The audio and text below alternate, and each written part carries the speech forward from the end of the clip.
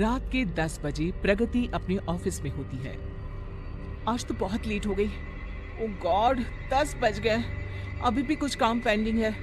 लगता है 11-12 आज बज ही जाएंगे। मेम साहब, बहुत देर हो गई है। और कितनी देर रुकेंगी आप? ये भीमगढ़ है। यहाँ 10 बजे के बाद एक बैलगाड़ी मिलना भी मुश्किल है। मुझे थोड़ी देर और लगेगी नथु काका। आप चले जाइए, मैं ऑफिस बंद कर दूंगी। प्रगति का जन्म इंदौर में ही हुआ। वहीं उसने अपनी पढ़ाई भी पूरी की। कई नाकाम कोशिशों के बाद आखिरकार एक दोस्त की सिफारिश से कुछ दिन पहले उसकी नौकरी भीमगढ़ में लगी थी। आज तो भले ही पूरी रात हो जाए, प्रोजेक्ट तो मैं कंप्लीट करके ही रहूंगी। बॉस को इतना खुश कर दूंगी कि पहले हफ्ते में ही मेरा प्रमोशन हो जाए। वाह, क्या सही रहेगा ना? तभी पूरी तरह खाली ऑफिस में एक आवाज आती है। हाँ। ऑफिस में तो कोई था ही नहीं, तो प्रगति की बात पर हामी किसने भरी? ऐसी करहाती आवाज में हाँ सुनकर प्रगति हड़बड़ा जाती है और इधर उधर देखने लगती है। ये हाँ की आवाज कहाँ से आई? प्रगति चारों तरफ देखती है पर उसे कोई नहीं दिखता। उस आवाज को अपना वहम मानकर प्रगति फिर से अपने काम पर लग जाती है। तभी अचानक जोर से बिजली कड़कती है। प्रगति ऑफिस के शीशे से बाहर देखती है, जहां से खूब अंधेरे में थम थम कर चमक रही बिजली के अलावा कुछ भी दिखाई दे पाना मुश्किल था। और ऐसे में अचानक लाइट्स चली जाती है। हे भगवान, ये क्या हुआ? अब मैं काम कैसे कंप्लीट करूंगी? ऊपर से ये तेज बारिश। ओह, ये लो, फोन का नेटवर्क भी चला गया। तभी एक रोशनी ऑफिस के शीशे पर पड़ती है। प्रगति बाहर झांकती है तो देखती है कि वो रोशनी एक टॉर्च की है। कोई है क्या ऊपर? कौन? हम ऑटो वाले हैं मैडम, सवारी देख रहे थे। नथु काका तो कह रहे थे कि यहाँ 10 बजे के बाद सवारी नहीं मिलती।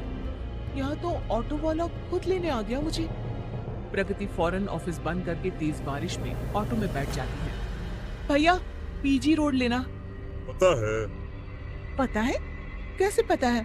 मैं तो पहली बार आपके ऑटो में बैठ रही हूँ। हमसे कुछ नहीं छुपा है मैडम, कुछ भी नहीं। ये कहकर राजेश ऑटो वाला अजीब तरीके से हंसने लगता है। ऑटो के अंदर की लाल बत्ती, बाहर की तेज बारिश और उस पर ऑटो वाले की बात प्रगति के मन को डराती जा रही थी। अचानक ही ऑटो लाइट्स ऑन ऑफ होने लगती है। राजेश का चेहरा बदल जाता है, उसकी आंखें लाल हो जाती है। शरीर के कपड़ों में खून के धब्बे दिखने लग जाते हैं। कौन हो तुम? मुझे छोड़ दो प्लीज। अरे यही तो काम है मेरा, सबको छोड़ना, शमशान घाट तक। अचानक ही आगे की सीट से गायब होकर राजेश प्रगति के बगल में बैठ जाता है। ऑटो खुद ब खुद चलने लगती है। मुझे जाने दो प्लीज। मुझे अगर कुछ हो गया तो मेरा परिवार बिखर जाएगा। मेरे घर वाले मेरा इंतजार कर रहे हैं। मुझे छोड़ दो। तो मेरे साथ धोखा क्यों किया? मुझे क्यों मारा? मैंने किसी को नहीं मारा। नहीं। तुम्हारी ऑफिस मेरे परिवार की लाश पर बनी है।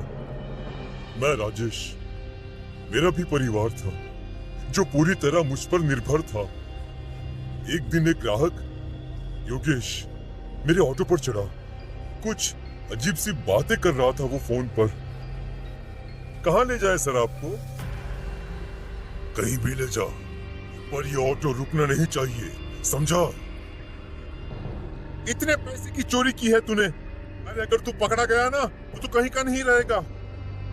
रास्ता मिल गया मुझे, और वो रास्ता मैं था। योगेश ने पैसे कहीं और छुपा दिए और खाली बैग मेरे ऑटो में छोड़ गया। रात को फिर उसने एक बड़ी गाड़ी से मेरे ऑटो को टक्कर मारकर ऑटो सहित मुझे नदी में गिरा दिया। और अगले दिन खबर कुछ यूं छपी कि एक लुटेरे ऑटो ड्राइवर को मिल गई उसके पापों की सजा। मेरे बिना भूख प्यास से मेरी पत्नी और बच्चे मर गए।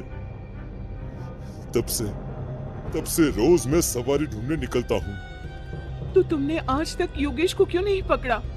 मैं 10 बजे के बाद ही सवारी लेने निकलता हूँ, और ये योगेश अच्छे से जानता है। तो वो ना सही, तो ऑफिस के लोग ही सही। मैं तुम्हारी मदद करना चाहती हूँ राजेश। नौकरी या जीवन से हाथ धोना ही है तो कुछ भला ही करके जाऊं ना तुम्हारा। मैं योगेश का पर्दाफाश करूंगी और तुम्हें दिलवाऊंगी तुम्हारा हक। तुम्हारे नाम के आगे से चोर शब्द हटवाऊंगी। तुम बुरे नहीं, बस सताए हुए हो। अगली सुबह प्रगति ऑफिस पहुंचती है। उसे देखकर योगेश चौंक जाता है। ये जिंदा कैसे रह गई? लगता है अब राजेश की आत्मा भी करीबी से चल बसी।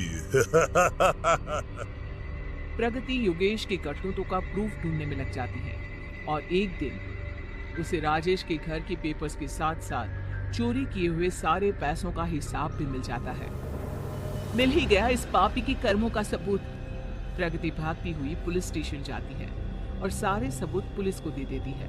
पुलिस योगेश को गिरफ्तार कर लेते हैं और राजेश के सर लगा चोरी का इल्जाम हट जाता है।